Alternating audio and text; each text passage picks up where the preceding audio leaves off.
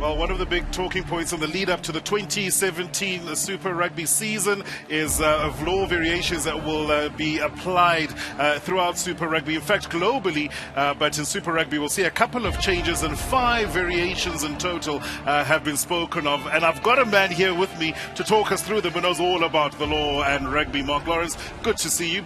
Good to see you back at SuperSport, and welcome to First 15 for the first time. 5 law variations. There's a lot to talk about. We're going to try and whittle it down because we don't have too much time. What are the key ones? What are the crucial ones? Crucial ones, basically, in terms of law, is safety, the high tackle stuff. Obviously, we want ball in play time, so some touchline changes so that we have the ball in play longer. And then, obviously, we want to cut out negative play, so 7-point tries, those kind of things. Great. Well, we can show some of the stuff on a graphic as well. We're looking forward to seeing how, especially when you talk about touch, line of touch, plane of touch, that is going to be applied in Super Rugby this year. And I've got a couple of experts here with me. I've got Jean is here, Bobs is downstairs, and Jody as well. And obviously, it's going to be one or two things that people are going to see for the first time that they haven't seen before on a rugby field. We will have some contentious decisions, especially when it comes to high tackles, dangerous play, and so on. But we've got a line set up. We're going to see a lot more of this in First 15 as the year goes on. But this is so that you can show us that first crucial change insofar as touch goes. Correct. So touch line, the red cone's out, the blue cone's in the field of play. If we have the olden day where we had a kick and it's sort of caught with 1 foot in, 1 foot out, okay, the issue there is that ball's going to be taken out. It hasn't crossed the plane.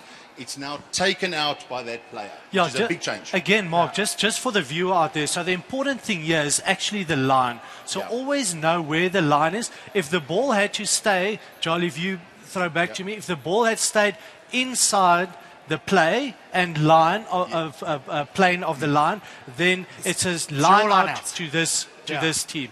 If the ball went that side of the line and he caught it there, then it's a line out there. 100%. All to do with the plane of touch. Interestingly, on that one, if you do the same one and it stays and you are standing in touch and that ball doesn't cross and you actually knock it back. Knock it back to me. Knock it back. It's play on. Yeah.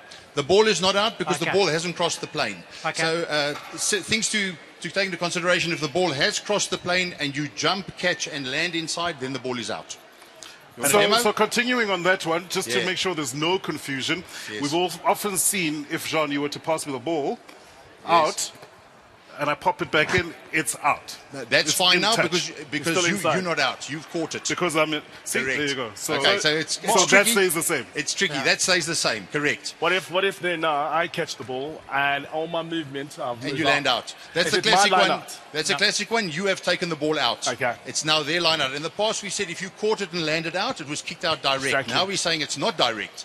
You have taken it out, which makes sense to everybody out there. It's just, it's to make it simple and to make it consistent between goal line, dead ball line and touch line. And Mark, also adding on to that, we talk about the consistency, and we've seen it a lot in the past, where we take if we say this is the dead ball line, where we see a lot of guys, the ball's still rolling, and what they do, it's in motion and they take it out. In the past, that would have been from scrum, where it was kicked, it was a scrum.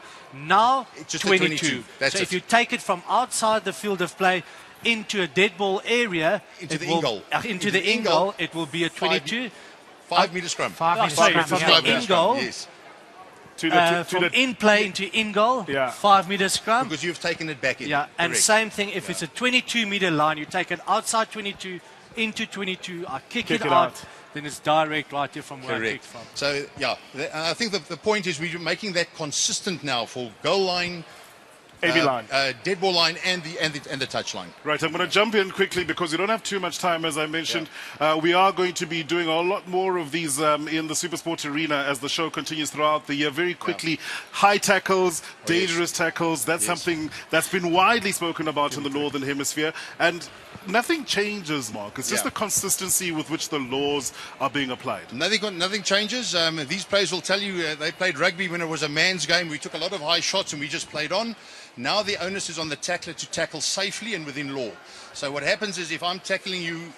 Don't you want to show this on John? Maybe, get the camera back. So if Joel runs at me, I'm going to make the tackle. You're going to make the tackle. So you go with him. Let John show us how to make you it. duck slightly. So Right, also small man, big man. Let's talk again from a tackling point of view. So our target would usually have been, let's say here, sort of chest height. I want to make a big hit there, maybe dislodge the ball, be dominant in the tackle. Yes. Now suddenly I'm going, I've still got the same there. Now he ducks down. Ducks, yes. But my target was here. Now I hit him here. Correct. Now that'll be penalised. Even that you must make allowance for the fact that he might duck. You must make allowance when you're tackling for that. In the past, we just said, no, you ducked, tough luck. Now he's saying, you must then not aim at the ball. You must actually start aiming below their hip and down. And Mark, how do you define what's a card and not a card in that situation? Great. We look at two things. The point of contact, does it start in the head or does it start below and slip up? That's very important. And then obviously the force of contact. If there's a lot of force generated and I hit you straight on the nose, bang, you're probably going to get a red card. Whereas a reflex one might be a little bit more reckless. I still hit him high, it's going to be a yellow card. There's this word in rugby and the interpretation of the laws, intent. Yes. How does that come We're not looking at intent, we're looking at fact. We looked at fact, you tackled the guy high, yes, you ducked, it might have been accidental, that'll just be a penalty. Okay, we understand those. So it's just the old chat, either it was reckless or unsafe for the player, so we look after that. Yes. But then, Jean, have you ever done one of those? No. I think I've given him a lot of yellow cards for those. What's important now as well will be the tackling techniques. So I think we might actually see a lot more passive tackles. Yes. Whereas, the force that we used to tackling with and just hurting, going as hard as you can, now it might be a little bit more passive, going a little bit lower, and maybe from an attacking point of view, getting a bit more momentum. Absolutely well said. And Mark, what about the second tackler, the tackle assist? Because quite often we see someone low and the guy's falling. Yes. And then you try to grab the guy and it's around the neck or it's a little high. He's going to be penalised. Again, the onus is on him. He's got to take into consideration his mate's done a leg tackle. There's guys coming down. He's got to decide, is it worth going for him? Because if I catch him on the neck, I'm in trouble. Okay. So now, Mark, now I'm a ball carrier. I'm carrying the ball. I'm saying, okay, I can milk a penalty. I get a yellow card from a team. Joel is coming at me. I stood low, and he hits me hard.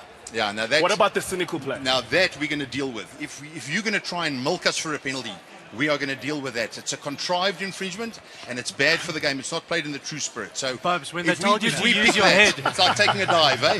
when they told you to use your head, they didn't mean that. Good on you. Brilliant. Lovely. Okay. And tell us one last thing on these laws, this neck roll at the ruck, because I think there's also a bit of confusion there at times. Again, it's to do with the safety of the players. We want people to be cleaning and binding when they clean, not just charging him with the shoulder or grabbing the neck, because it's very easy to move a body when you twist the neck. So again, off the head and the neck, we've seen most of our catastrophic injuries are from high tackles and dangerous clean-outs. Okay. And that's why we do that. I think we've got consensus. We want rugby to stay the same. Yeah. We want to make it safer for our kids playing the game. Yeah. And we want rugby still to grow in the rest of the world. And all the coaches and all the players, funnily enough, buy into this. So the people at home are perhaps going to say, oh, there's another yellow card, it's spoiling the game. No, it's not. This is about looking after players and their welfare so they can play as you did for many, many years. I'm more excited about the fact of how much we have ball in the game. So the time when we can carry on, those taking the ball back and those everyone. Now it's more carrying up the game and more phases, more ball in play. I think that's what we were looking for. That's well said. I can tell you 15 years ago, ball in play time was about 12 or 15 minutes. Up to 2 years ago, we got it up to 34 minutes. And in some Super Rugby games, we've now got 40 minutes of play time, ball in play time, which is action for people who want to watch. Can I ask you a question? Because there are a lot of cynics out there who look at the refs and they say, this guy had a bad game and he ruined the game, or he's biased, and we've got local refs playing local games. How are the refs judged? Who judges the refs, and what are the consequences for a guy who has a terrible game? Oh, they are the most scrutinised people on the rugby field. Every game they do is evaluated and they are scored. And if they have a bad day, they are then moved, or they're not fired, but they get moved to a lower level to practice and then get brought back. We can't just shoot them. So just like players, they can get moved to the B-side. No, exactly. But also, Joel, let's be honest. I haven't experienced a good ref yet. Except for me. Except for me. Where's those cards? Can't give me a card. You can't even get cards. Mark Lawrence, thank you very much. We're going to have Mark back in studio as we continue on in the season, as I mentioned a little bit earlier. And if you have any questions, use social media, get in touch with us, ask your questions. We'll get the relevant experts in studio, and we will trial and show things to you exactly the way you would like to see them. So thank you very much, Mark. Absolutely wonderful to be able to break it down a little bit. As I mentioned, not too much detail on this, our first show. We've still got a whole season of Super Rugby to come, and thanks to the experts as well.